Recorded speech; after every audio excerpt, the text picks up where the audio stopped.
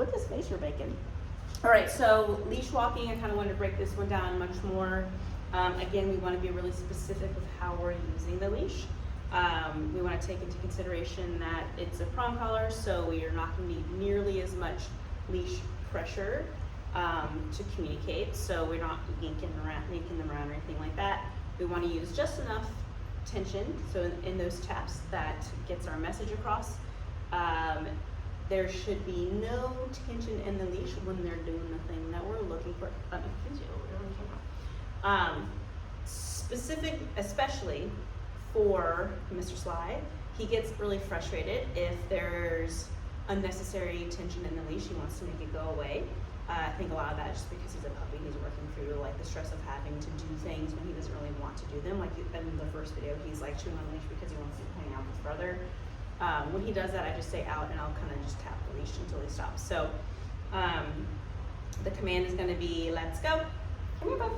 I like to have the leash shorter, but still loose when my hand is down by my side. So there's just a nice little J in there. Good boy. But at a length where if I need to communicate, I can just lift my hand up a little bit. So it's just going to be those little taps when we want to fix his positioning. So I like to have him kind of level-ish with my leg. As soon as they start to get a little bit farther ahead, forging ahead, excuse me, I'm just going to lift up and tap like that. I'm going to keep moving forward as I apply that pressure so that he slows his pace. When he's back where I want him to be, create slack again, and I'll say good, right? If you're practicing at home, you can say yes or word it, whatever. So let's go. If he starts to protest, we're gonna do little jiggles, gabaoi. As soon as he responds to it, moves in, I'm gonna create slack again so that he doesn't get angry. Good boy. Face. Nope. Right there, he ignored me. Good boy. Let's go. Good. Very nice. And he started this thing the other day when I took him to Home Depot where he wanted to walk like a few feet in front to the side of me. So come on. Good. So I just started playing him when he gets right here by my side. Doo-doo-doo.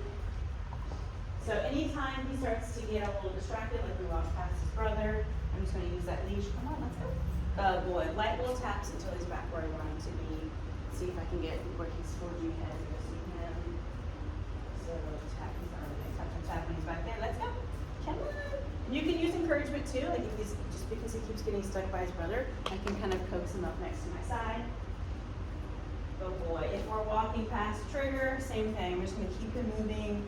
I haven't really seen any bad, but any type, I'm not in front, any horrible leash reactivity, just excitement when they see other people or other dogs. And when that happens, the moment that they notice them, I'm going to just give that let's go and lightly tap just to kind of check in and get them or remind them of their behavior. Again, flipping to the side if it's problematic, if it's going to be an issue where there's like shenanigans, especially when we have dogs that are together. A lot of times they kind of egg each other on. So I like to be ahead of the game with that. As soon as they start getting a little excited about something, let's go, tap, tap, tap. We can flip them over if we need to, so that we're in between them. But I definitely want to keep moving instead of like stopping and letting them stare.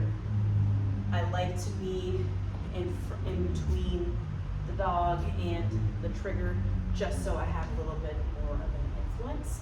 Again, I think we know this already. If we're just behind them, then they can kind of fixate, and we become white noise in the background. Okay, come here.